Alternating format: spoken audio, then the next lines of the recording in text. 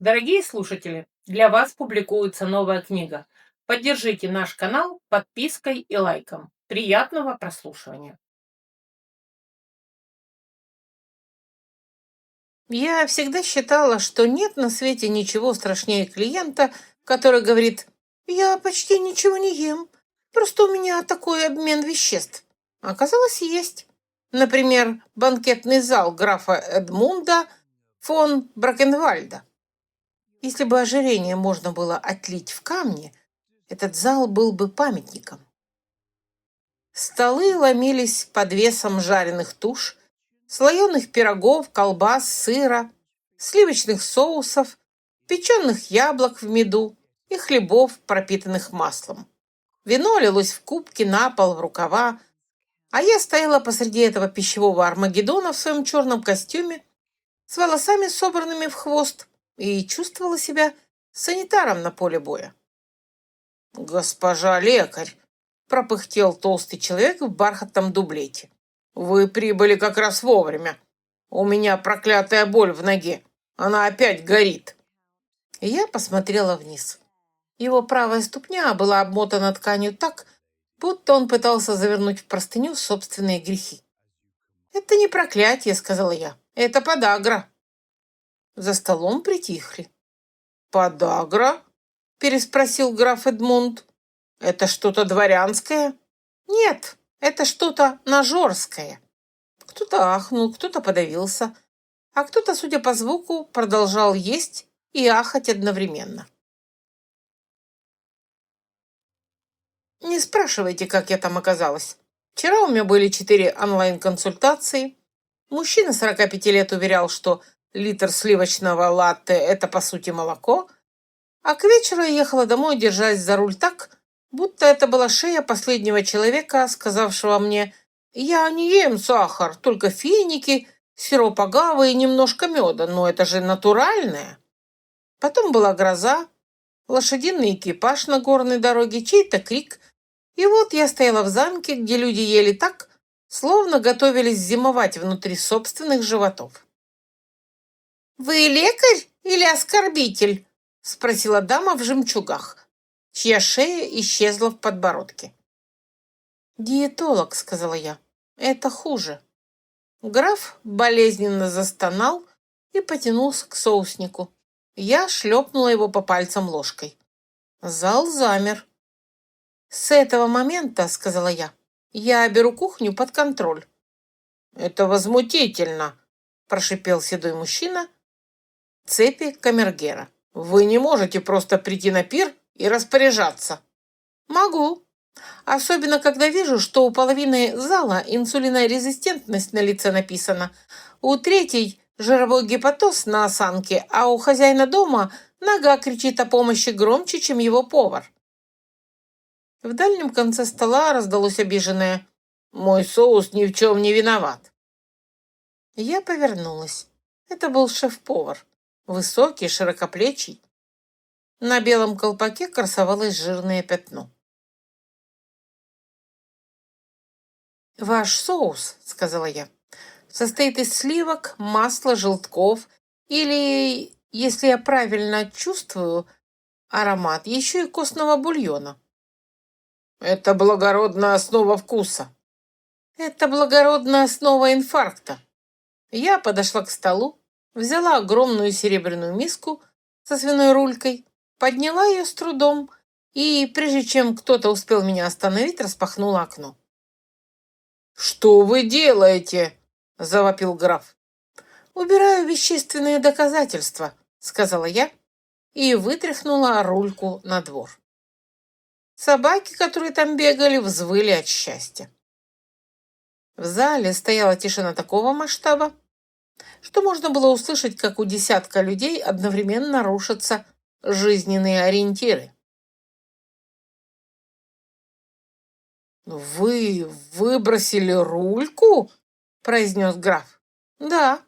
И если кто-нибудь сейчас спросит, где десерт, я выброшу и его». Слуги дрогнули.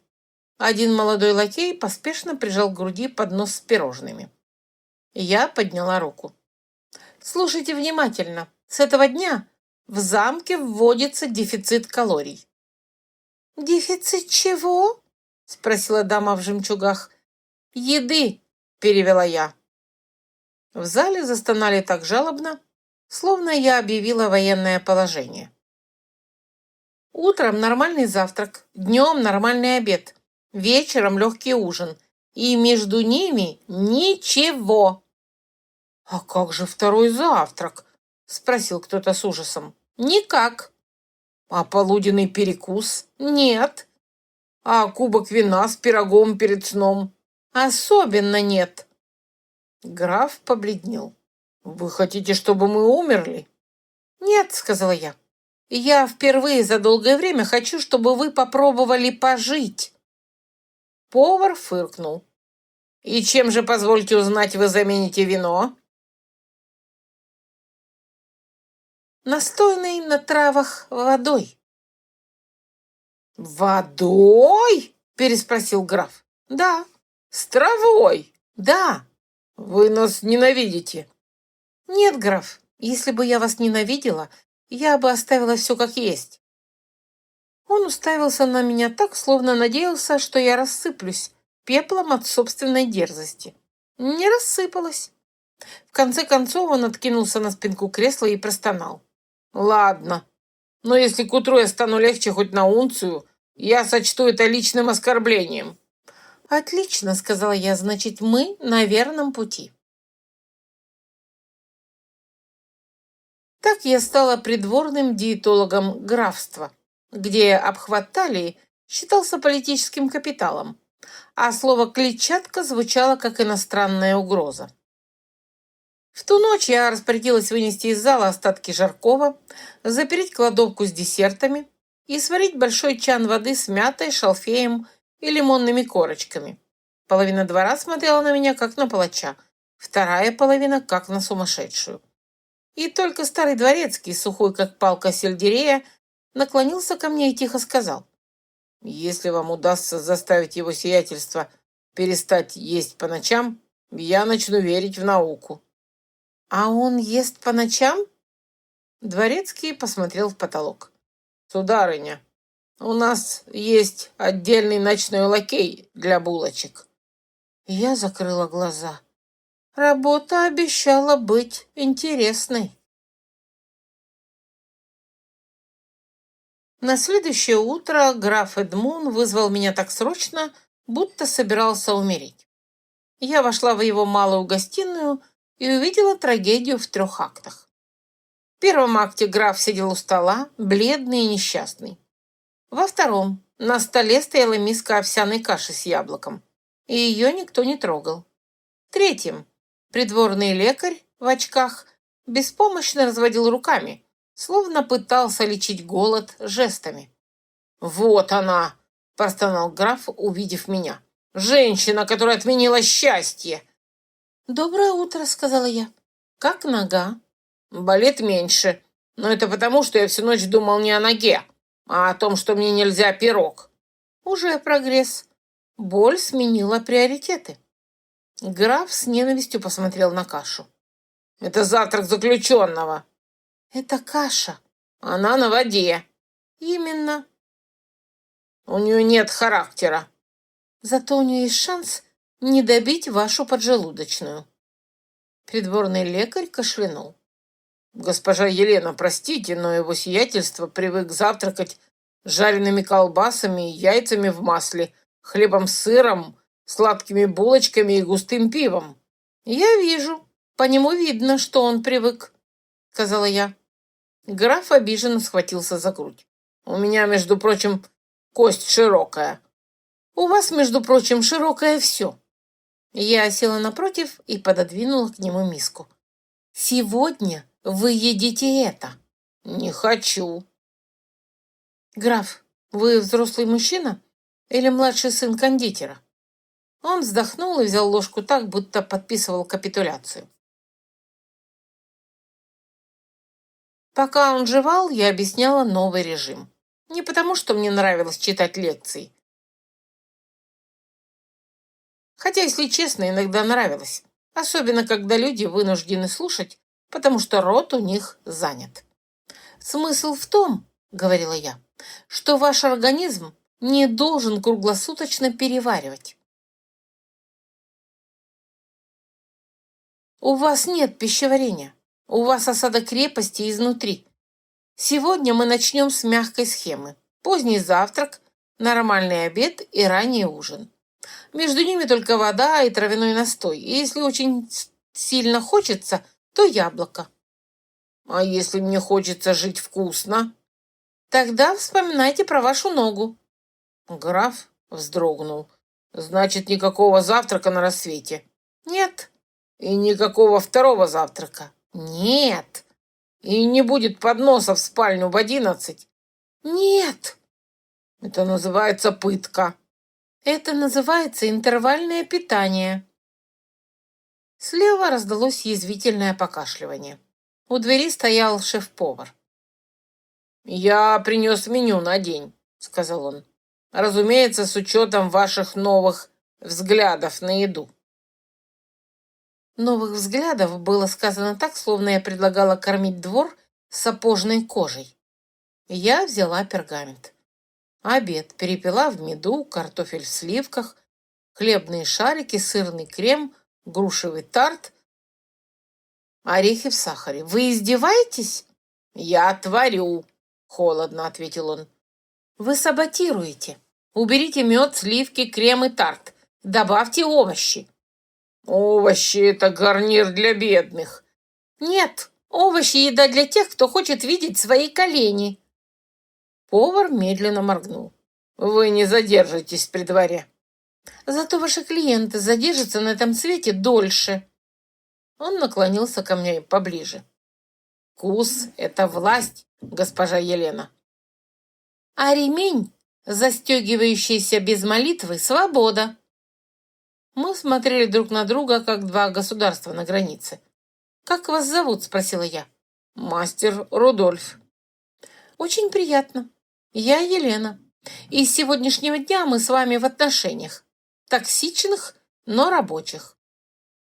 Он развернулся на каблуках и вышел.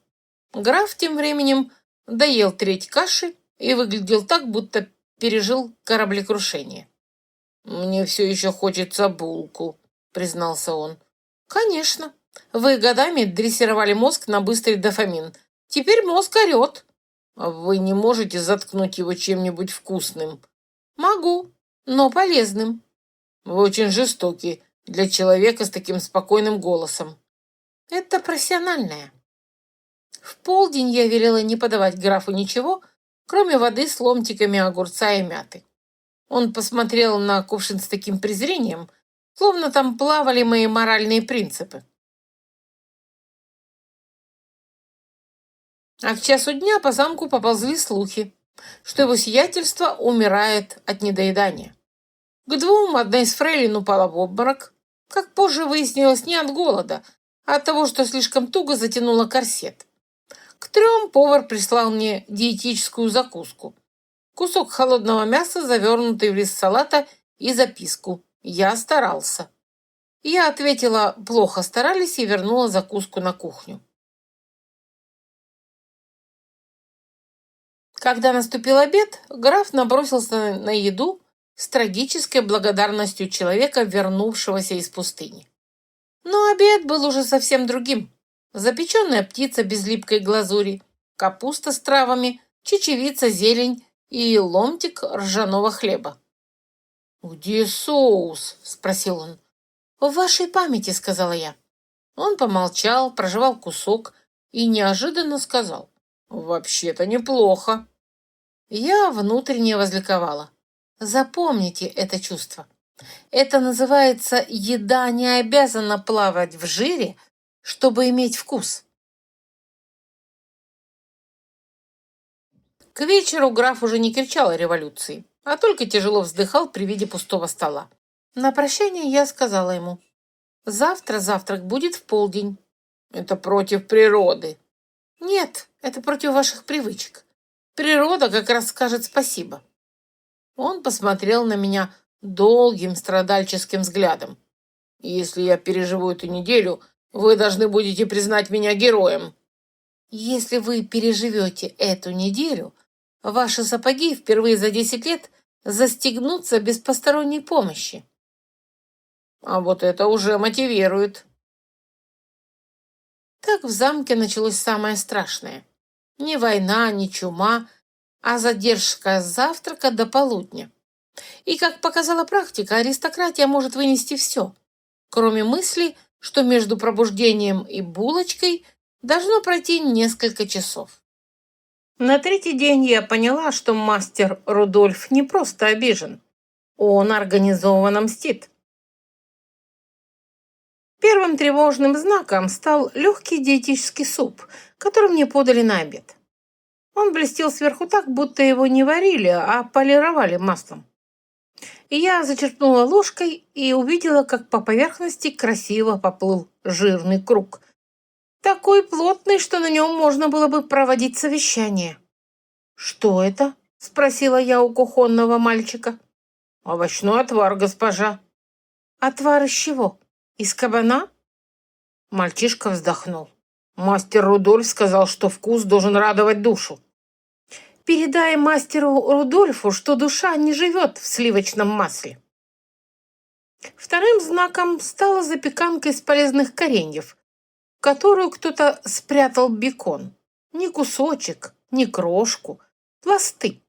Если бы я разрезала ее пополам и отжала, можно было бы смазать ворота. Третьим знаком стал торт. «Это что?» – спросила я, когда 4 лакея внесли сооружение, напоминавшее свадебный замок. Рудольф сложил руки на груди. «Диетический торт». «Из чего?» «Из ореховой муки». «Простите», — сказал я, — «мне послышалось?»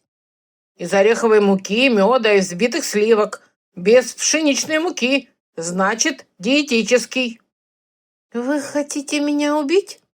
«Я хочу показать, что ваши модные запреты смешны». «Мои запреты?» «Мастер Рудольф, вы сделали десерт, который может убить человека еще в коридоре, даже не дойдя до желудка». «Но в нем нет обычной муки». «В нем есть масло в 3 агрегатных состояниях».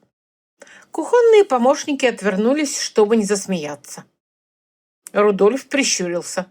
«Вы унижаете многолетнюю кулинарную традицию». «Нет, я пытаюсь спасти ее носителей от преждевременного упокоения». «Люди хотят праздник».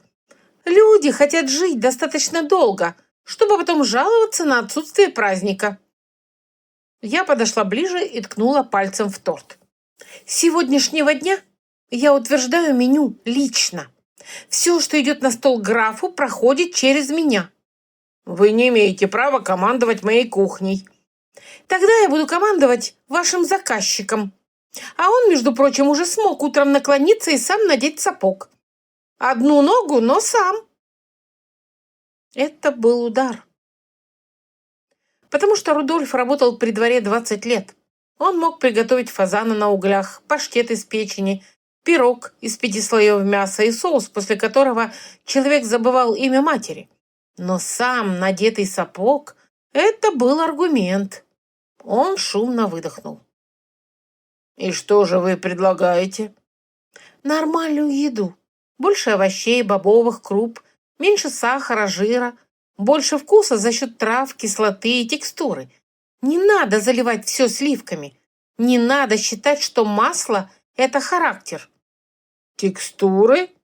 «Хруст, мягкость, сочность, контраст». «Кислоты?»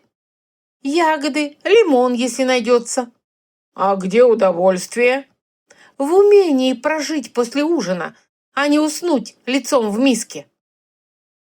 Тут вмешалась одна из посудомоек. «Вообще-то, — сказала она, — зеленый соус из трав, который госпожа велела вчера сделать к рыбе, был очень даже ничего». Кухня застыла.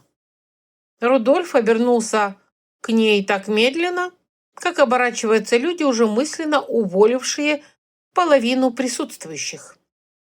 «Марта, — произнес он, — вас спрашивали?»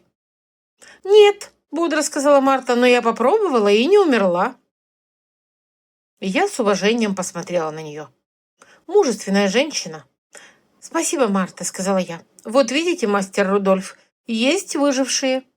Он поджал губы, но спорить не стал. В тот же день я устроила на кухне то, что позже было названо великим унижением жира. Я выстроила в ряд кувшины масла, мешки муки, корзины капусты, морковки, фасоли и лука, а потом заставила поваров и подмастерьев присутствовать при моей лекции. «Вот это, — говорила я, поднимая кусок сала, — энергия высокой плотности. В небольшом количестве допустимо, а в большом причина того, почему половина двора дышит так, будто все время поднимается в гору». «Но они и правда живут на горе», — заметил кто-то. «Не настолько высоко». Я взяла головку капусты. «А это объем, клетчатка, сытость, витамины. Если приготовить с умом, это вкусно». «С умом», — тихо повторил Рудольф. «Да, не варить до смерти, не топить в жире, не превращать овощи в наказание». «А мясо?» — спросил один молодой поваренок. «Мясо не запрещено, но оно не должно занимать всю тарелку, трон и наследственное право». И с этого момента мы начали войну. И я сокращала жир. Рудольф пытался вернуть его через лазейки. Я велела печь хлеб поменьше. Он начал делать его воздушнее, что почему-то означало с сыром внутри. Я вводила овощные гарниры, он маскировал их беконом. Я убирала сладкие перекусы, он вдруг открыл моду на лечебные медовые постилки, которые были, по сути, маленькими конфетами с алиби. Но я тоже не вчера родилась. Я обходила кухню утром, днем и вечером, проверяла котлы, нюхала соусы. Я смотрела в кладовые и однажды нашла под мукой целый ящик орехов в сахаре, подписанный для дипломатических нужд. «Каких?» – спросила я. «Внутренних», – сухо ответил Рудольф. Я забрала ящик. Он заскрипел зубами. К концу недели кухня стала напоминать военный штаб. На стенах висели списки, кому сколько подавать, что с чем сочетать, кто склонен врать о порциях, кто выпрашивает добавку. Рудольф стоял у очага и смотрел, как я взвешиваю крупу на медных весах. «Вы превращаете искусство в бухгалтерию». «Иногда, мастер Рудольф, чтобы спасти человека, нужно сначала отобрать у него ложку, а потом объяснить, зачем». Он помолчал, а потом вдруг спросил. «А если я приготовлю блюдо, которое будет и полезным, и вкусным, вы признаете, что я великий повар?» «Если вы приготовите полезное, вкусное и без скрытого сала, я признаю, что вы опасно талантливы».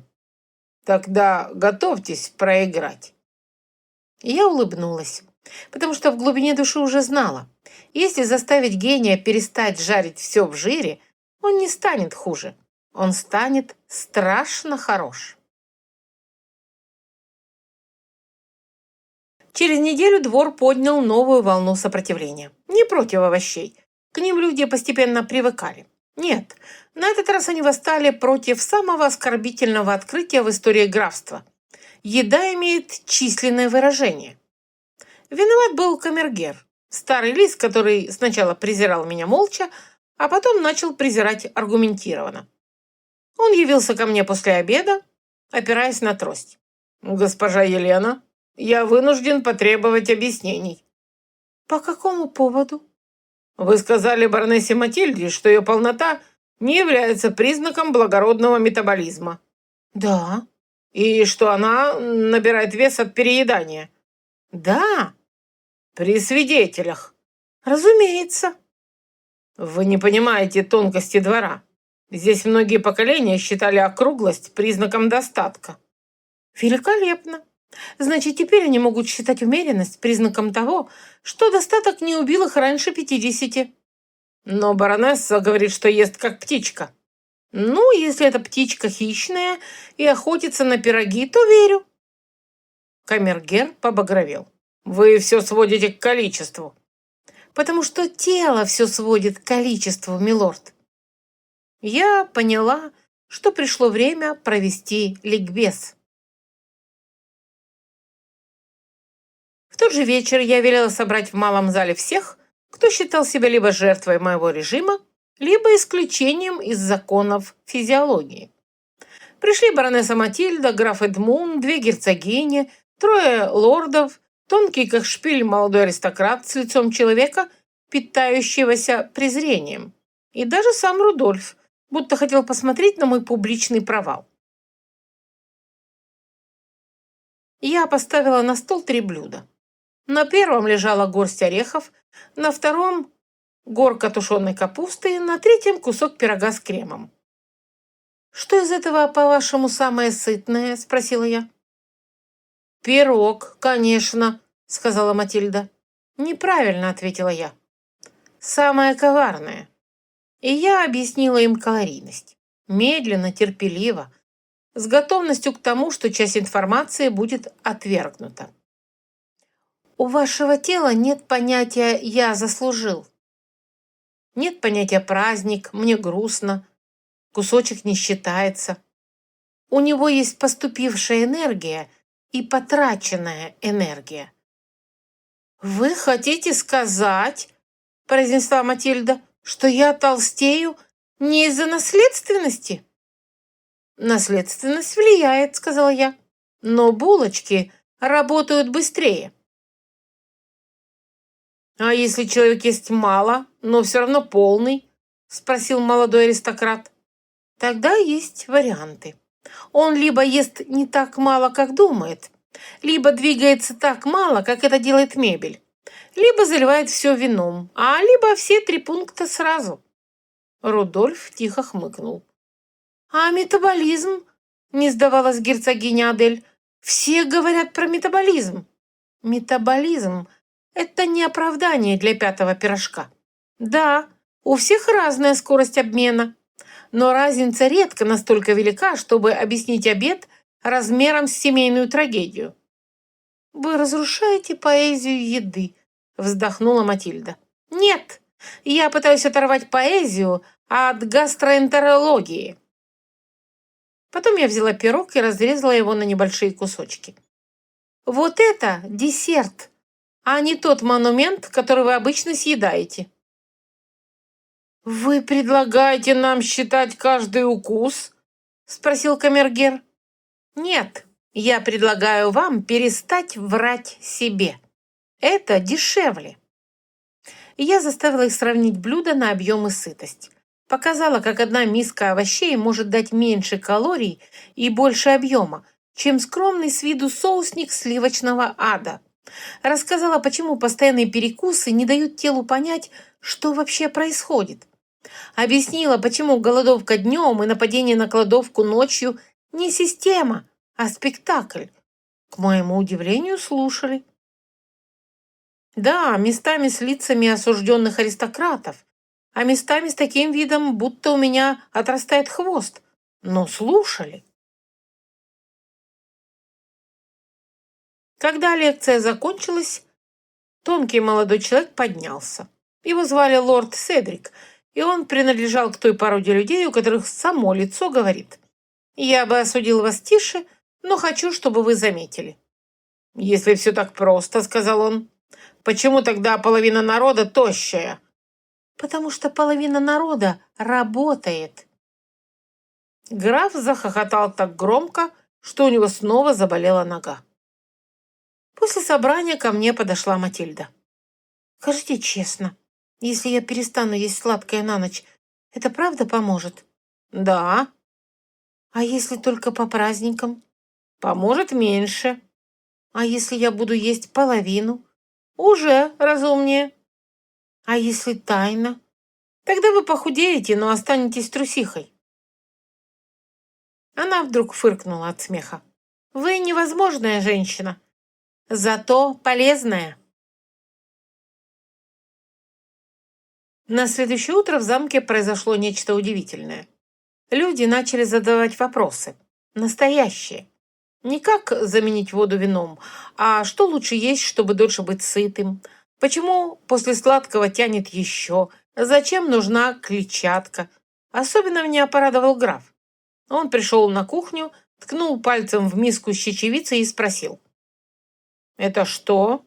«Бобовые. Они меня не унизят? Только если вы попробуете намазать их на пирог». Он кивнул, сел и начал есть. Так в графстве наступила первая стадия исцеления. Люди поняли, что ожирение – это не титул, не наследство и не знак благословления. Это накопительный эффект длинной серии решений, каждая из которых раньше казалась незначительным. И, если честно, для местной знати это было даже обидно, потому что признать болезнь судьбой проще, чем признать себя автором меню. С едой мы продвинулись быстрее, чем я ожидала. С движением все было хуже.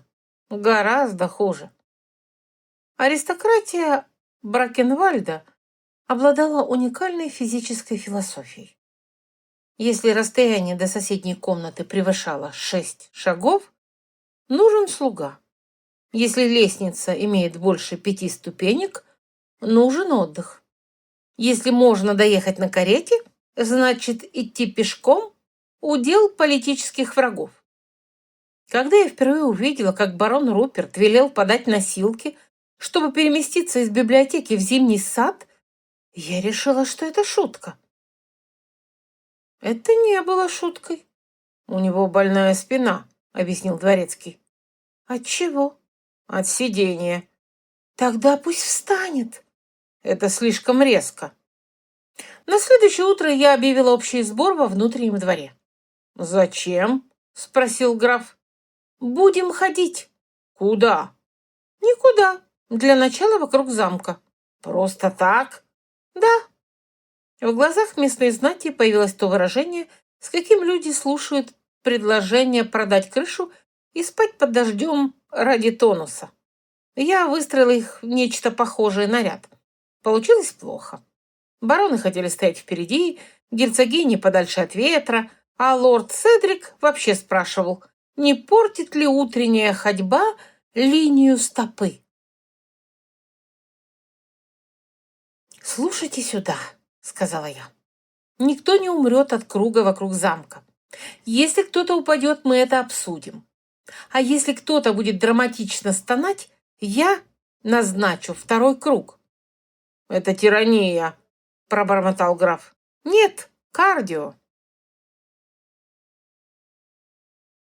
Первый круг они шли так, будто я вела их не по двору, а через вражеский фронт.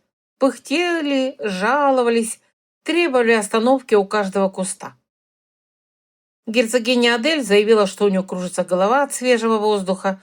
Барон Руперт осведомился, нельзя ли считать движение глаз при чтении достаточной нагрузкой. Матильда спросила, сжигаются ли калории, если очень активно переживать.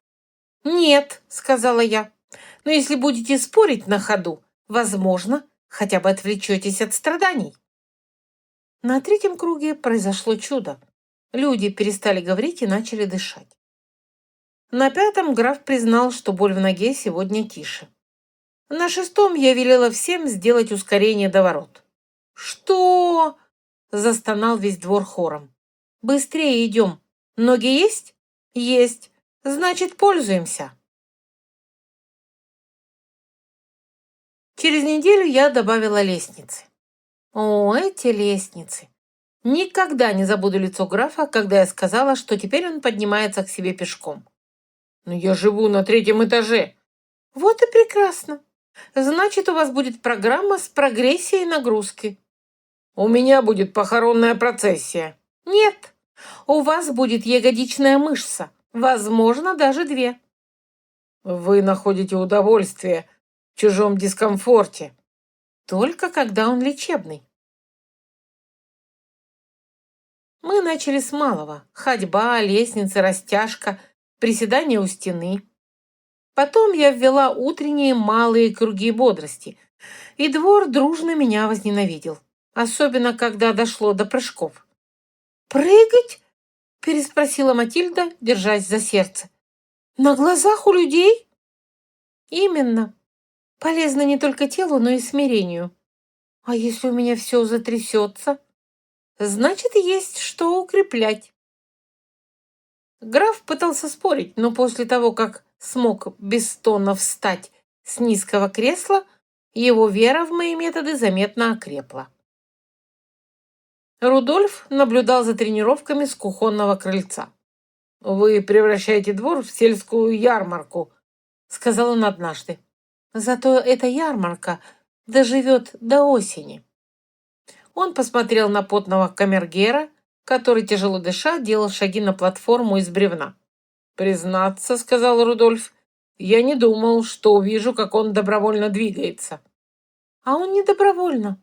Он боится, что я лишу его сыра». Это была правда. Мотивация у аристократии оказалась удивительно простой. Одни хотели влезть в старые костюмы, другие избавиться от одышки, третьи не проиграть соседям в негласном соревновании. Самые честные просто хотели, чтобы я перестала смотреть на их тарелки, как судья на дело о мошенничестве. Через 2 недели внутренний двор уже по утрам шумел иначе. Вместо зевоты и плеска вина там были шаги, ворчание, иногда смех. Барон Руперт стал спорить не о том, зачем ходить, а о том, сколько кругов он сделал. Матильда обнаружила, что после прогулок лучше спит, а граф впервые дошел до ворот и обратно, не прося стул. А потом пришел первый настоящий переломный момент. Один из южных пажей уронил перчатку у лестницы. Граф наклонился, поднял ее сам, и только после этого понял, что он не застонал. Он застыл с перчаткой в руке. «Я поднял ее», — сказал он потрясенно. «Да, и не умер. Поразительно, правда?» «Кажется, я начинаю понимать, зачем люди вообще шевелятся. Поздравляю, граф, вы открыли базовую биомеханику». С того дня он перестал называть прогулки пыткой. Теперь он называл их неприятной, но почему-то полезной нелепостью. В переводе с языка избалованных мужчин это была почти любовь. И именно тогда я поняла, двор можно спасти. Не быстро, не мягко, не без скандалов, но можно. Главное, не дать им снова сесть. Самая тонкая проблема двора носила имя лорд Седрик, и лицо человека, который считает чувство голода моральным преимуществом. Он был высок, очень худ, безукоризненно одет и презирал почти все. Громкий смех, пот, чеснок, супы-пюре и, как выяснилось, углеводы.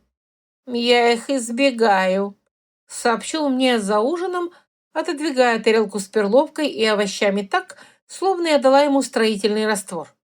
«Кого?» «Углеводы». «Все?» «По возможности». «Даже крупы?» «Особенно крупы. Они делают тело мягким». «Лорд Седрик», — сказал я, — «ваше тело сейчас не мягкое, а тревожное». «Я предпочитаю легкость». «Вы предпочитаете хроническую усталость, раздражительность и ритуальную зависимость от собственного отражения». «Я не голодаю. Я просто дисциплинирован». «Вы с утра выпили кофе, съели половину груши и кусочек сыра, потом отказались от обеда. А сейчас вы ковыряете салат так, будто надеетесь, что он сам исчезнет от стыда. Это не дисциплина. Это гастрономический нарциссизм». Он побледнел. Значит, попало. Позже я выяснила, что при дворе существовала целая мода среди молодых аристократов. Не есть тяжелое, держать лицо острым, жаловаться на слабость изящно, а при сильном голоде срываться на сладости в приватных гостиных. То есть классическая схема. Днем мученик, ночью булочная катастрофа. Я вызвала Седрика на разговор. «Сядьте», — сказала я. «Я предпочел бы стоять». «Тогда стойте, мне все равно». «Вы боитесь еды», — сказала я.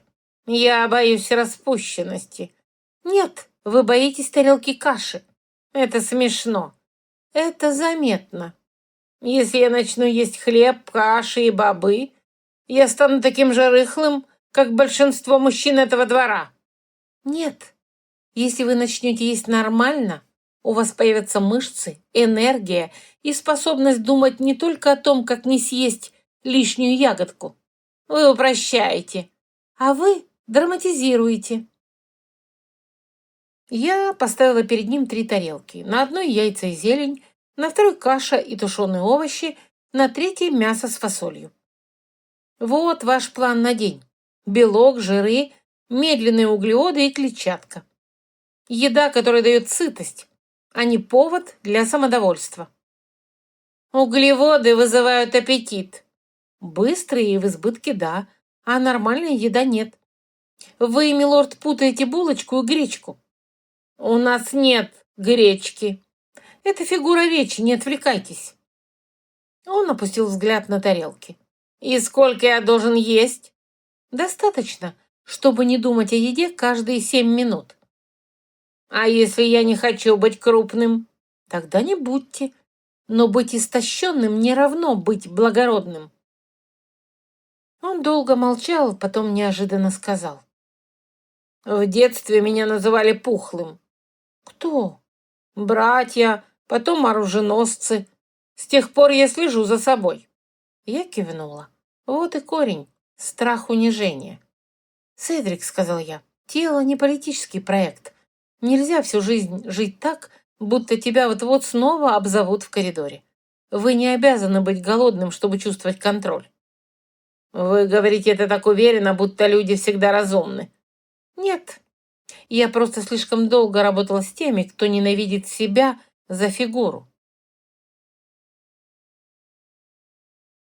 В тот день он не согласился, но на следующий пришел на завтрак и даже съел половину миски овсянки с орехами. Через несколько дней я заметила, что он стал меньше злиться, а через неделю, что перестал бледнеть на лестницах, а через 2, что начал спорить о качестве хлеба, а не о самом факте его существования. Так мне удалось сделать невозможное – убедить местного сноба, что тарелка каши – это не падение в бездну, а нормальный обмен веществ. Если бы мне кто-то сказал, что однажды я прославлюсь при дворе благодаря сельдерею, я бы посоветовала этому человеку выспаться. Но судьба, как известно, не консультируется. Первые стебли привезли с южных рынков вместе с корзинами зелени и цитрусов. Я увидела их и испытала радость.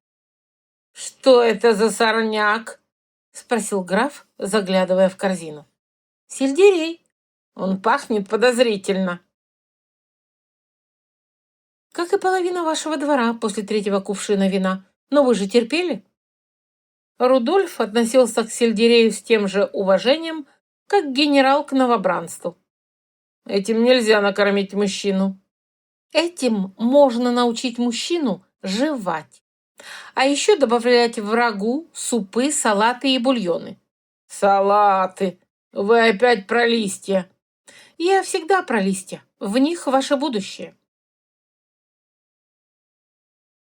В тот же день я устроила первую дегустацию зеленого стола.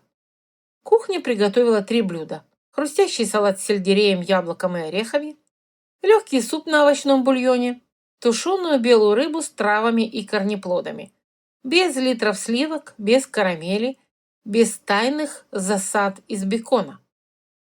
«Они нас возненавидят», — предупредил Рудольф. 5 минут ненависти переживут. Свою печень они мучили дольше. Знать расселась за столом, поглядывая на тарелки так, будто я решила провести над ними идеологический эксперимент.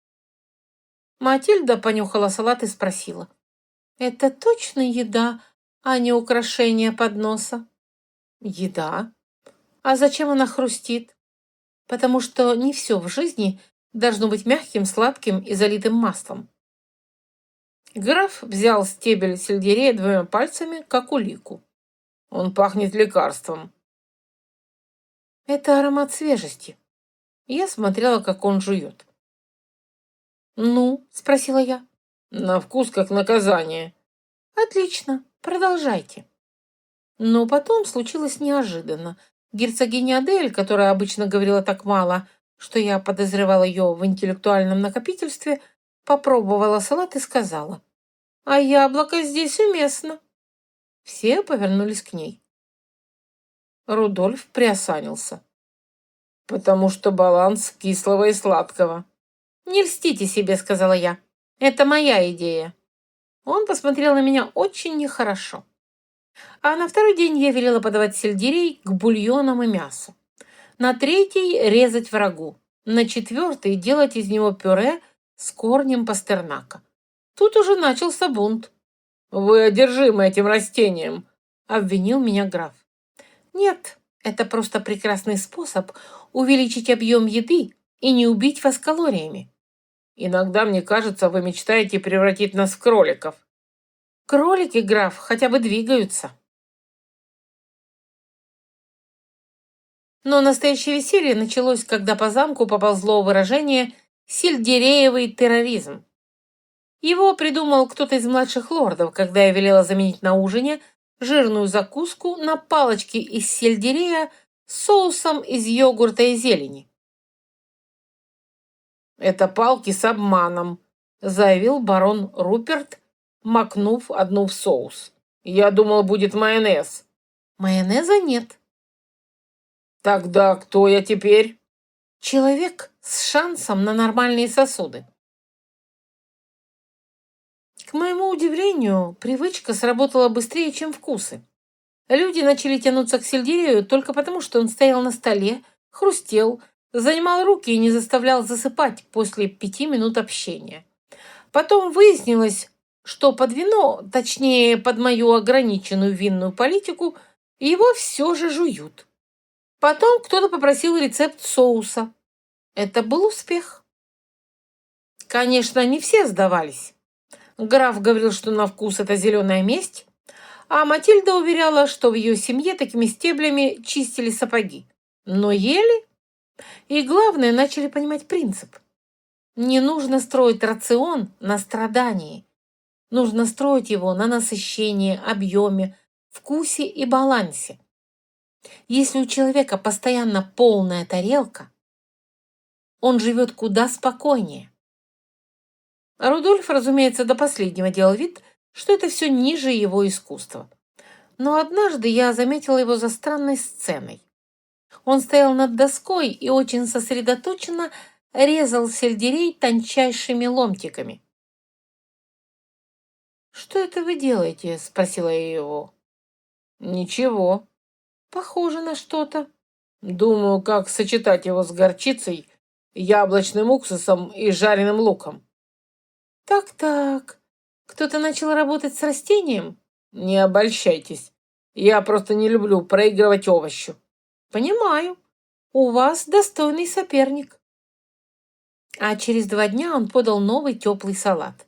С сельдереем, фасолью, зеленью и тонкими ломтиками подрумяненного мяса. Он был настолько хорош, что граф съел 2 порции и только потом вспомнил, что надо возмутиться. «Это было вкусно», — признал он, «но только потому, что Рудольф помог». «Разумеется», — сказала я. «Великие союзы всегда строятся на взаимной ненависти и хорошем вкусе». Так сельдерей победил. Не как деликатес, а как простая, упорная, хрустящая вещь, которая постепенно заняла место там, где раньше стояли сырные башни и колбасные пирамиды. В каждом коллективе есть человек, который портит статистику. У нас это был граф. Нет, днем он держался великолепно. Ходил, ел по плану, даже однажды похвалил тушеную фасоль. Но по ночам в замке происходили странные вещи. Во-первых, исчезали булочки. Во-вторых, у графа с утра было лицо человека, который либо плохо спал, либо вел двойную жизнь. В-третьих, дворецкий Генрих начал смотреть на меня с тем печальным торжеством, с каким люди смотрят на специалиста, чья теория вот-вот столкнется с бытом. «Он срывается», — сказал Генрих однажды утром. «Кто?» «Его сиятельство». «Доказательства?» «Крошки в коридоре». «Это слабая улика». «Крошки в коридоре, на подоконнике, в приемной и однажды в доспехах». «В доспехах?» «Мы нашли там булку с маком». «Хорошо. Сегодня ночью устраиваем засаду». Генрих спокойно кивнул. В половине второго ночи мы сидели в темной галерее у кладовки. Со мной были Генрих, молодой лакей Петер и фонарь, накрытый тканью. «Может, не придет?» — шепнул Петер. «Придет», — сказал Генрих. «После последних 2 дней у повара были коричные булочки». «Откуда вы знаете?» «Я дворецкий. Я знаю, кто где врет, ест и прячет серебро». Через 10 минут послышались шаги. Медленные и осторожные, но уверенные шаги человека, который много раз проделывал этот маршрут и считает себя гением конспираций. Из тени вышел граф Эдмунд в халате поверх ночной рубашки. Он открыл кладовку своим ключом. «Старый дубликат», — вздохнул Генрих. «Я давно подозревал». Мы подождали, пока граф войдет внутрь, а затем тихо подошли к двери. И я распахнула ее. Картина, которую я увидела, стоила всех лет учебы. Граф стоял спиной к нам, согнувшись над полкой. В руке у него была булочка, во второй еще одна, а третья уже торчала из кармана халата. «Доброй ночи», — сказала я. Он дернулся так, что чуть не проглотил свечу. «Елена, что вы здесь делаете?» Этот вопрос должна была задать я. Но, учитывая улики в ваших руках, думаю, следствие уже продвинулось. «Это не то, что вы думаете», — сказал граф. «Правда? Тогда объясните, зачем вы тайно стоите ночью в кладовке с 3 булками и взглядом человека, который предал не только режим, но и собственные колени». Он попытался спрятать одну булку за спину. Это было трогательно и бессмысленно. «Я не ел», — сказал он. «Я просто хотел проверить качество выпечки». «В час ночи?» «Это самое честное время». Я вошла в кладовку и закрыла дверь. «Садитесь». «Куда?» «Да хоть на мешок с мукой, будем говорить». Он сел, очень несчастный, очень большой и очень похожий на ребенка, которого застукали с вареньем. «Почему?» — спросила я. «Вы же днем едите нормально, голодом себя не мучаете. Почему ночью?» Он пожал плечами, наконец буркнул. «Потому что вечером я держусь. Все смотрят, я горжусь собой. А потом ложусь, и мне кажется, что день был слишком правильный. И хочется награды». Вот оно, старейшая схема. Не голод, не дефицит, эмоциональный торг. То есть вы используете еду как медаль? Ну, булку как медаль звучит глупо. Потому что это и есть глупо. Я знаю. Но мне становится легче, когда я жую что-нибудь сладкое в тишине. Никто не комментирует, никто не ждет от меня силы воли. Только я и тесто. Слушайте, граф, если днем вы живете в режиме «нельзя ошибаться», ночью мозг закономерно идет за компенсацией. Вам нужна не тайная кладовка, а нормальная система. Какая? Во-первых, сытный ужин с белком и чем-то сложным по углеводам. Во-вторых, разрешенный небольшой десерт после ужина, чтобы вы не строили из булки запретный плод. И в-третьих, перестать играть в святого мученика. То есть можно иногда сладкое? Иногда да. А тайна в темноте по 3 штуки нет. Жаль. Тайна придавала вкус. А подагра придавала драму. Вы хотите вернуть ее? Нет. Я забрала у него булки, а потом одну вернула. Ешьте сейчас. Медленно. Без ощущения, что вы преступник. Остальные нет. Одну? Одну. Вы безжалостны. Я последовательна. Он откусил кусок и вдруг улыбнулся. Это, пожалуй, самая унизительная и одновременно разумная ночь в моей жизни. Привыкайте, у нас впереди коронация. На следующий день я внесла графа в новый список. Склонен к ночным срывам. Генрих был в восторге. Петер пересказывал историю на кухне шепотом, но так часто, что к вечеру, думаю, о булках знала половина замка. Сам граф пережил позор достойно. Уже к ужину он сам сказал: «Мне, пожалуйста, тот ваш йогуртовый крем с ягодами. И без ночных квестов, если можно». Я кивнула. Мудрое решение. Не радуйтесь слишком сильно. Я все еще считаю булку величайшим достижением цивилизации. Согласна. Просто не надо поклоняться ей в кладовой. Так мы победили ночной булочный подпольный кружок. Не запретом, а разрешением перестать быть героем в ущерб здравому смыслу. Потому что человек, который слишком долго запрещает себе все, рано или поздно начнет есть стоя в темноте у мешков с мукой. Если бы мне нужно было выбрать одно устройство, способное довести знатного человека до кризиса, я бы, не задумываясь, выбрала весы. Когда я впервые заговорила о том, что нам нужны весы, двор отреагировал так, будто я предложила привезти из столицы палача. «Зачем?» — спросил граф с опаской. «Чтобы видеть динамику». «Я и без того вижу, когда пуговицы перестают страдать». «Пуговицы — метод неточный. Зато деликатный». Весы пришлось заказывать из столицы. Большие, напольные, латунные. Когда ящики прибыли, у ворот собрался почти весь двор. «Это они?» — шептала Матильда. «Похоже на пыточное устройство», — заметил барон Руперт. «В каком-то смысле да», — сказала я. Мы установили весы в бывшей комнате для охотничьих трофеев. Первым, разумеется, должен был стать граф. «Почему я?» — возмутился он. «Потому что вы хозяин». Он снял сапоги с таким лицом, будто разувался перед казнью. Встал на платформу. Стрелка дрогнула и поползла вправо. Граф вздохнул. «Этого никто не видел». «Видели все», — сказала я. «И это не страшно. Страшно было не знать».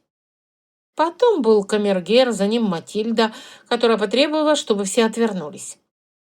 Герцогиня Адель молчала, но, сойдя с весов, сказала только: «Я ожидала хуже». Барон Руперт пытался спорить с механизмом, а Седрик хотел взвешиваться ежедневно, и мне пришлось запретить. «Почему?» «Потому что вы из тех людей, которые может превратить любой инструмент в религию, а нам нужна тенденция, а не культ цифры». «Вы подозрительно хорошо меня поняли». «Это моя работа». Через час у комнаты весов стояла очередь. Люди входили туда с лицами осужденных, а выходили либо бледные, либо странно облегченные. Потому что вес — это неприятно только до тех пор, пока он живет в тумане. Когда цифра названа, с ней можно работать.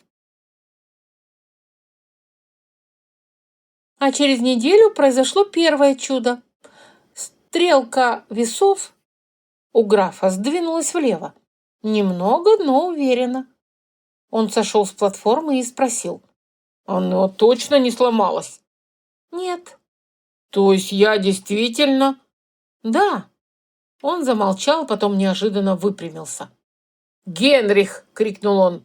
«Запишите! Я стал легче!» Генрих сдержанно кивнул, но глаза у него смеялись. Матильда тоже потеряла в весе, не так много, как мечтала, но достаточно, чтобы на следующий день надеть платье, которое месяц назад не сходилось на спине. Весы быстро стали самым обсуждаемым предметом в замке. Их боялись, ненавидели, обвиняли. Около них заключали пари, давали клятвы не есть на ночь, и один раз даже поссорились из-за того, кто встал на платформу первым. Я ввела правила. Результаты знает сам человек и я, если хочет его камеристка или доверенное лицо. Никаких публичных объявлений. Потому что стыд не помогает худеть, объяснила я. Он помогает прятаться.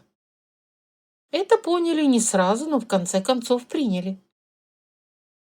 Однажды я застала у весов Рудольфа. Он стоял на платформе один и смотрел на стрелку с выражением лица человека, который внезапно понял, что гениальный соус не отменяет гравитацию. «И я ничего не видела», — сказала я с порога. «А жаль. Мне нужен кто-то, кто сообщит мне, что я переборщил с дегустациями». «Вы переборщили с дегустациями». «Спасибо. Унизительно, но полезно». После этого он перестал есть соус ложками во время готовки.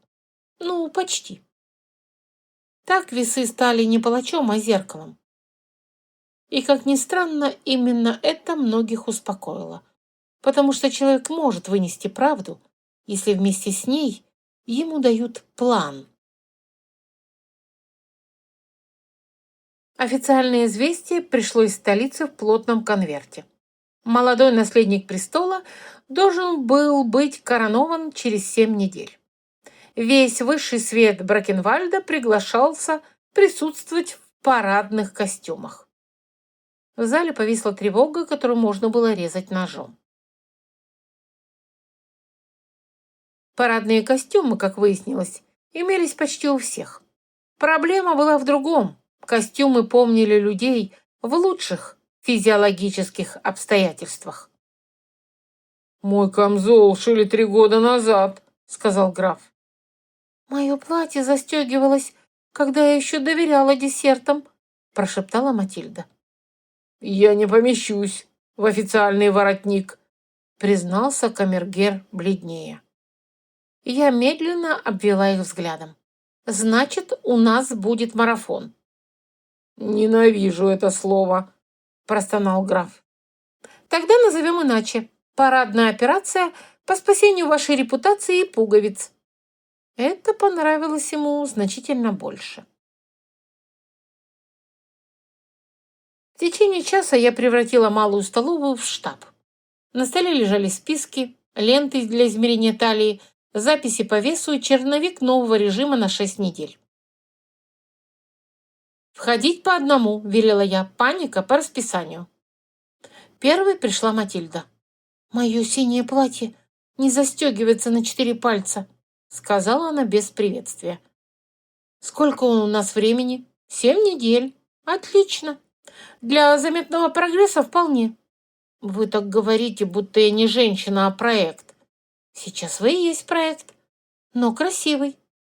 «Будет больно, будет честно». Потом был граф, камергер, затем герцогиня Адель, а затем явился человек, которого я до этого не знала, но сразу не взлюбила.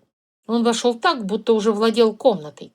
Высокий, идеально выбритый, подбородком, который явно привык командовать меньшими подбородками. «Маркиз Лотар де Вельм», — представился он, — «церемонимейстер коронации. Прибыл проверить готовность двора графа Эдмунда к столичным стандартам».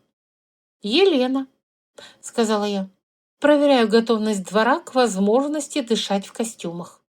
«А, это вы та самая специалистка по воздержанию?» «Нет, я специалистка по последствиям отсутствия воздержания». Матильда тихо хрюкнула от смеха и тут же прикрылась веером. Лотар оглядела разложенные ленты и списки. «Надеюсь, вы не намерены применять свои суровые меры к гостям из столицы?» «Ну, если гости из столицы едят как осадные войска, то намерена». «Во дворце считают, что полнота придает лицу солидность». «Во дворце, видимо, не слишком часто поднимаются по лестницам». С этого момента он решил, что я враг.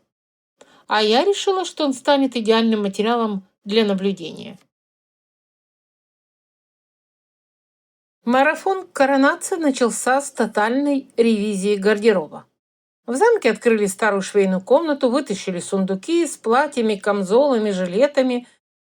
То, что происходило, трудно было описать без уважения к труду швей и сдержанного ужаса. Оказалось, что половина двора жила в чудесной иллюзии. Достаточно не примерять наряд год, и он как-нибудь сам станет шире. Не становился. Мы ввели новую систему. Каждому цель не стать другим человеком, а влезть в свое. Реалистично, измеримо и достаточно унизительно, чтобы мотивировать.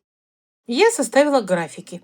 Кому сколько ходить, кому добавить упражнения, кому сократить соусы, кому убрать вечернее вино.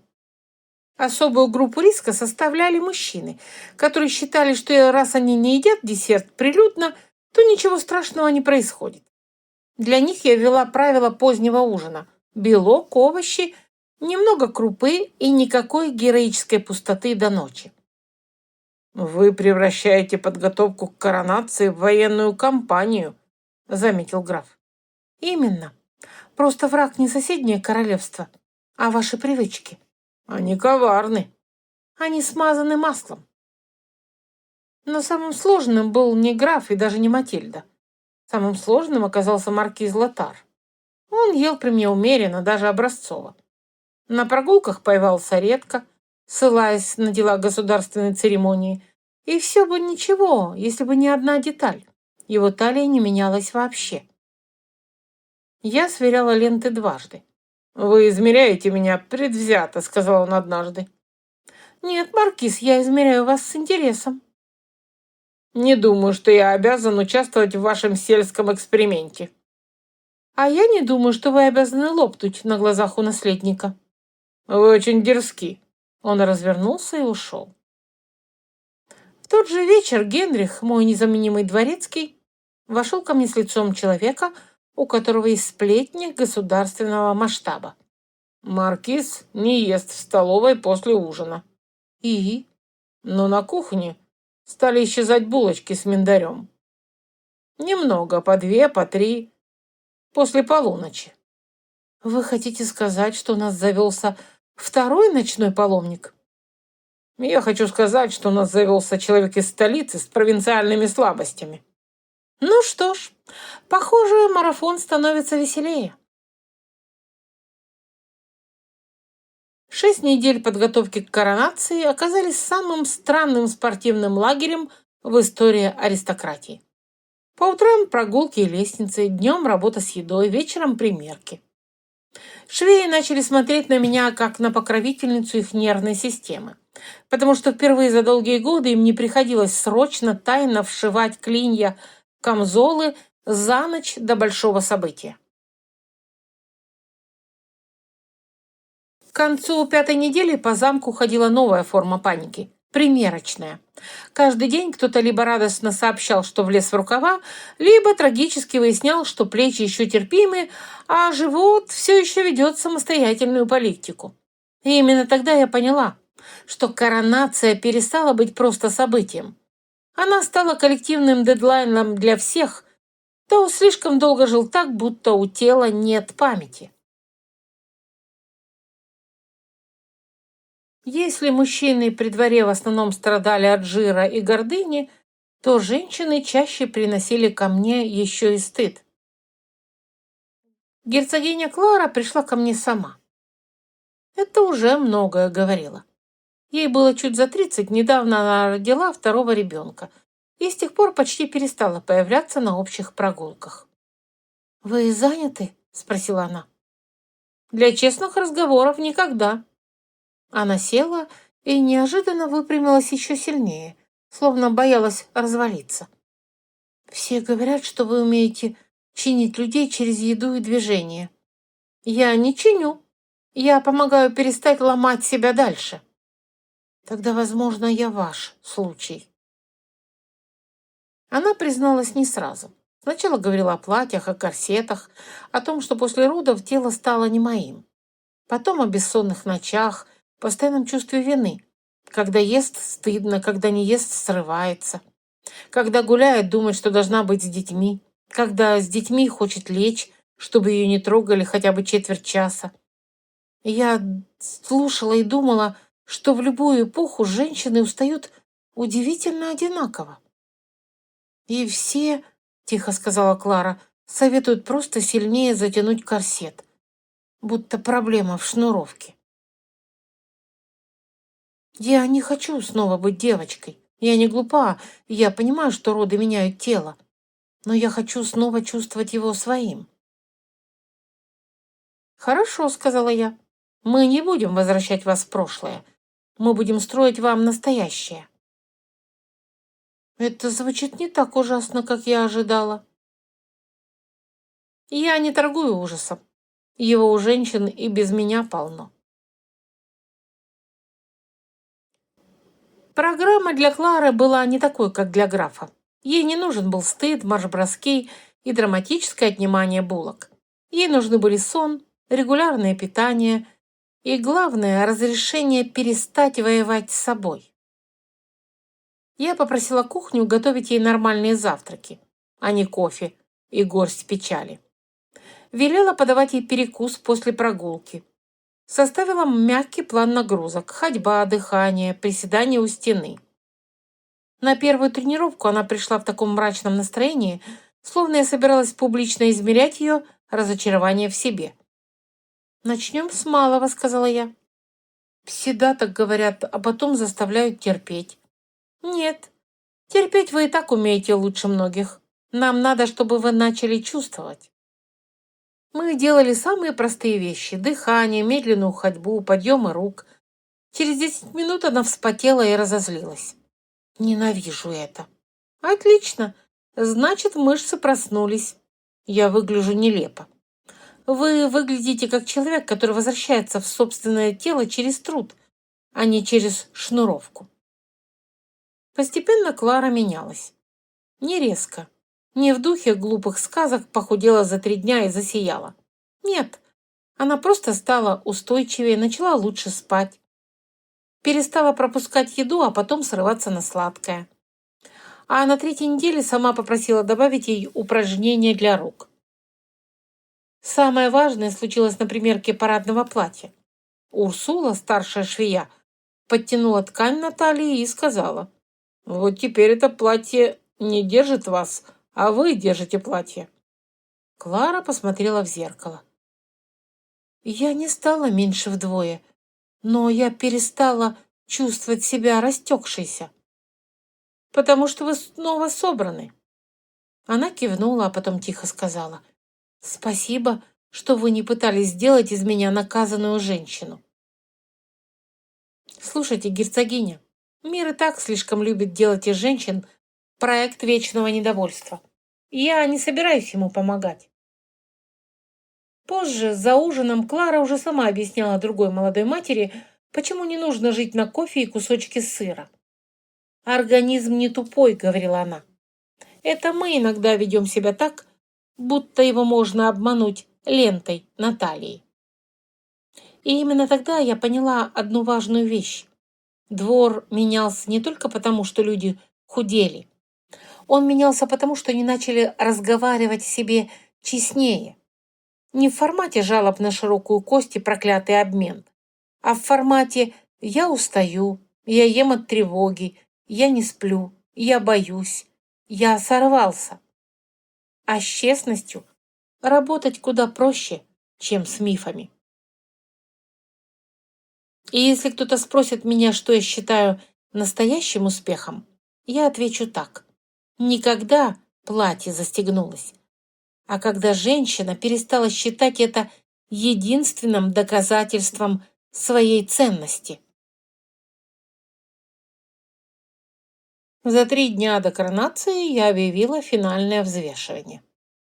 Эта новость распространилась по замку быстрее, чем слух о чьем-нибудь тайном романе. Люди побледнели, начали пить больше воды, ходить лишний круг и смотреть на хлеб, как на бывшего любовника. Чувства остались, но доверия нет. Очередь в комнату весов тянулась по коридору. На этот раз атмосфера была уже не такой, как впервые. Меньше паники, больше азарта. Кто-то знал, что продвинулся, Кто-то надеялся, кто-то внутренне готовился обвинить ботинки, хотя взвешивались без них. Матильда зашла первой. Вышла с глазами полными неприличного счастья. «Минус», – прошептала она, забыв про достоинство. «Сколько?» – тут же сунулся барон Руперт. «Достаточно, чтобы вас это не касалось». Граф потерял вес больше всех из мужчин. Не чудовищно, но ровно настолько, чтобы его парадный камзол наконец стал впору. Клара сияла не цифрой, а осанкой. Элиар сбросил меньше, чем прочие, потому что исходно не был тяжелым, но зато перестал напоминать надменный сквозняк и приобрел вполне человеческий цвет лица. А потом настала очередь маркиза Лотара. Он вошел в комнату с привычным холодным достоинством. Я снова измерила талию лентой. Почти без изменений. «Вас это удивляет?» «Уже нет», — сказала я. «Считаете, я вру?» «Считаю, вы либо едите тайно, либо спите в мучной лавке». Он шагнул на весы, стрелка качнулась и остановилась выше, чем неделю назад. Он побледнел совсем чуть-чуть. «Это ошибка». «Нет, маркиз, механизм неисправен». «Удобная теория. Я не обязан отчитываться перед вами». «Тогда не отчитывайтесь». «Вы получаете слишком много удовольствия от чужой слабости». «Неправда. Я получаю удовольствие от момента, когда слабость перестает маскировать высокомерием». Он вышел, оставив после себя запах дорогих духов и неудачного самоконтроля. Вечером Генрих пришел ко мне сам, без вызова. «Сегодня?» – спросила я. Он кивнул. «Если хотите поймать, то сегодня. Пекли сдобные булочки для дорожного стола». Маркиз крутился рядом. Мы снова устроили засаду. На этот раз у старой буфетной, примыкавшей к галерее для прислуги. Со мной были Генрих и Рудольф. «Если он и правда таскает булки, — сказал Рудольф, — я хочу видеть его руки, как профессионал». «Вы ужасный человек», — сказала я. «Я повар, у нас свои святыни». После полуночи послышались шаги, легкие и уверенные. Лотар вошел быстро, открыл хлебный шкаф, вынул одну булочку, вторую, потом третью и, не теряя времени, откусил сразу от первой. Я зажгла фонарь. «Потрясающая техника», — сказала я. «Особенно нравится отсутствие переходного чувства стыда». Маркиз замер. Булка так и осталась у него в руке. «Это переходит все границы», — произнес он, но не очень убедительно. «Нет, маркиз, границы переходите вы сами. Между ужином и буфетной». Рудольф сложил руки на груди. «Так вот, кто трогал мои булочки без уважения», — сказал он. Лотар метнул в него взгляд, полный оскорбленного достоинства. «Это не ваше дело. Когда человек тайком жрет мою выпечку, а потом строит лицо, будто питается исключительно воздухом, это как раз мое дело», — ответил Рудольф. Я подошла ближе. «Почему, маркиз?» «Я не обязан оправдываться». «Тогда я сама. Вы днем держите идеальную осанку и идеальное презрение, а ночью едите как человек, который боится потерять контроль. Вам важно казаться выше слабостей, поэтому вы прячете их. Классическая схема». «Не смейте меня анализировать». «Поздно. Вы стоите с булкой и очень способствуете анализу». На секунду мне показалось, что он сейчас уйдет в ярость. Но вместо этого Лотар опустил плечи, почти незаметно, и сказал: «В столице все смотрят. Там нельзя быть ни голодным, ни толстым, ни слабым. А здесь? Здесь хотя бы можно злиться. И есть булки в шкафу? Видимо». Я вздохнула. «Лотар, послушайте, вам не нужно побеждать аппетит позой. Вам нужно перестать разыгрывать из себя восковую фигуру. Нормальный ужин, нормальный десерт. И сейчас максимум одна булка. Остальные оставьте». «Одна?» Переспросил он так же, как когда-то граф. И я не удержалась от улыбки. Удивительно, как все мужчины одинаковые, когда их ловят с тестом. И он впервые за все время почти улыбнулся. «Хорошо», — сказал он, — «одна. И завтра вы идете на прогулку вместе со всеми». «Это уже слишком». «Нет, слишком это когда ваш дублет лопнет на коронации в момент королевского поклона». Он посмотрел на меня, на булку, и, вероятно, понял, что я права. А утром Лотар действительно вышел на прогулку. Вид у него был такой, будто он идет не по двору, а на моральную казнь, но шел. А через 3 дня настала коронация. Столица встретила нас блеском, толпой, шелестом платьев и тем особым торжественным напряжением, при котором люди улыбаются губами, но думают только о том, не треснет ли шов в решающий момент. Я стояла в боковой галерее и смотрела на своих. Граф влез в камзол. Не просто, выглядел в нем достойно. Матильда сияла в синем платье и дышала без паники. Клара держалась спокойно и красиво. Даже камергер выглядел так, будто ему вернули часть былой легкости. После коронации в замке графа Эдмунда меня встречали уже не как временное бедствие, а как привычное бедствие, от которого, к несчастью для некоторых, была польза.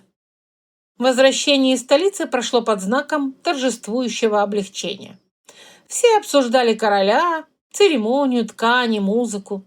Но куда важнее было другое. Весь двор перестал считать мои методы временной кампанией. Это стало бытом.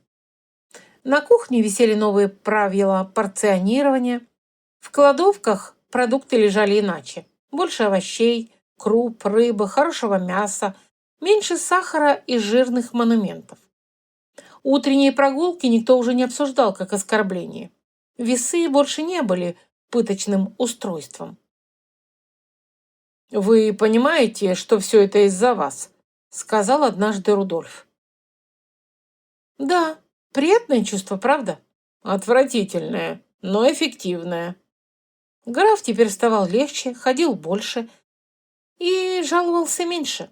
Раньше он жаловался как жертва обстоятельств, а теперь как человек, которого регулярно заставляют делать что-то разумное против его ленивой воли. «Я ненавижу, что вы оказались правы насчет лестниц», — сообщил он мне однажды. «Это нормально. Многие великие истины сначала вызывают отвращение». «Я поднимаюсь на 3-й этаж и почти не умираю». «Очень смелое заявление». «А еще у меня нога почти не болит». Вот ради этого все и было. «Не делайте из этого трогательный момент. Мне не идет». «Вам вообще многое не шло раньше, особенно ночные булки». «Я удаляюсь». Матильда стала главным носителем светской диетической пропаганды. Теперь она рассказывала всем новым гостям, что нельзя копить голод ради ужина. Клара ввела для молодых матерей отдельные прогулки в саду и требовала, чтобы им давали полноценный обед. Седрик с таким холодным блеском рассказывал о пользе медленных углеводов, что половина юных лордов ела чечевицу только из страха быть публично униженной его тоном. А я осталась. Вопрос об отъезде, конечно, вставал несколько раз. Особенно по вечерам, когда замок затихал, а я сидела у окна и думала о другой жизни, в которой были пробки, телефоны, таблицы, тренды, пластиковые контейнеры и люди, считающие себя жертвами брокколи. Возможно, где-то там все еще существовала моя старая квартира, мой стол, мои записи, мой мир. Но, если честно, здесь я впервые за долгое время чувствовала, что не просто считаю калории, а меняю целую систему. Однажды граф позвал меня в свой кабинет. «Я принял решение», — сказал он важно. «Сколько драматизма! Вы опять хотите булку?» «Нет, хуже». «Тогда говорите». «Я учреждаю при дворе Должность советника по здоровью, питанию и телесной благоразумности. Ужасное название. Согласен, но суть вам понравится. Жалование, полномочия, право вмешиваться в кухню и обязанность следить, чтобы я не скатился обратно в салообразное безрассудство. Последний пункт особенно трогателен. Вы согласны? Да, граф, но при одном условии. Каком? Если вы уберете из названия телесную благоразумность. А, придворный советник по здоровью? Вот так лучше. Тогда по рукам. И так я официально стала тем, чем и была с первого дня. Женщиной, которая портит людям отношения с перееданием. Жизнь вошла в новый ритм. По утрам я обходила двор, смотрела, кто скис, кто перегнул, кто опять пытается компенсировать стресс печеньем. Днем работала с кухней и Рудольфом, который теперь временами создавал блюда столь удачные, что мне приходилось напоминать себе не хвалить его слишком часто. Иначе зазнается и начнет фаршировать кабачки чем-нибудь драматическим. После обеда были прогулки, примерки, новые режимы. А вечерами ужины, на которых все реже обсуждали, кто кого ненавидит, и все чаще кто сколько прошел, у кого как сидит новый камзол, и почему после супа, на удивление, спокойно до самого сна. Иногда, конечно, случались срывы. Однажды барон Руперт тайком заказал себе копченую колбасу у деревенского мясника, а потом 2 дня страдал так убедительно, будто колбаса ударила его лично. Офелия попыталась провести 3-дневную голодовку для резкости скул и на 2-й день сорвалась на пирог. Лотар прислал из столицы письмо, где в одной строке официально благодарил за гостеприимство, а в приписке просил рецепт йогуртового соуса для рыбы. Я хранила это письмо как символ исторического перелома. Иногда мы с Рудольфом сидели поздно вечером на кухне, пили травяной настой и спорили, можно ли считать тыкву достойной праздничного меню. «Раньше, — сказал он, — я думал, вы пришли, чтобы испортить мне ремесло. А теперь? А теперь думаю, что вы испортили мне только оправдание. Это даже лучше. А знаете, что самое странное? Что? Двор стал веселее». Я кивнула. Это я тоже замечала. Когда людям не тяжело после ужина, они как-то легче шутят, ходят, легче живут, меньше стонут, меньше спят за столом. Не все, конечно. Человеческая природа так быстро не лечится. Но в воздухе действительно стало меньше липкой изможденности. Однажды осенним утром я стояла во дворе и смотрела, как граф, Матильда, Клара, Седрик и еще десяток людей идут свой обычный круг вокруг замка. Кто-то разговаривал, кто-то спорил. Граф ворчал, но шел быстро. Матильда смеялась. Элиар что-то высокомерно объяснял Седрику. И я вдруг подумала, что это и есть лучший финал для любой диеты. Не восторженное «я похудел и теперь совершенство», и не трагическое «я всю жизнь буду бороться». А вот это, когда люди просто живут немного лучше. Едят без безумия, ходят без трагедии, срываются реже, понимают себя больше и не считают огромный живот обязательным признаком благополучия. Граф заметил мой взгляд и крикнул через двор: «Не стойте там, как статуя! Идите с нами!» «Я и так хожу больше вас всех вместе взятых», — ответила я. «Это не повод отлынивать от коллектива». «Поразительно», — сказала я, спускаясь к дорожке. «Еще месяц назад вы просили карету до соседней комнаты». «Люди меняются», — важно ответил он.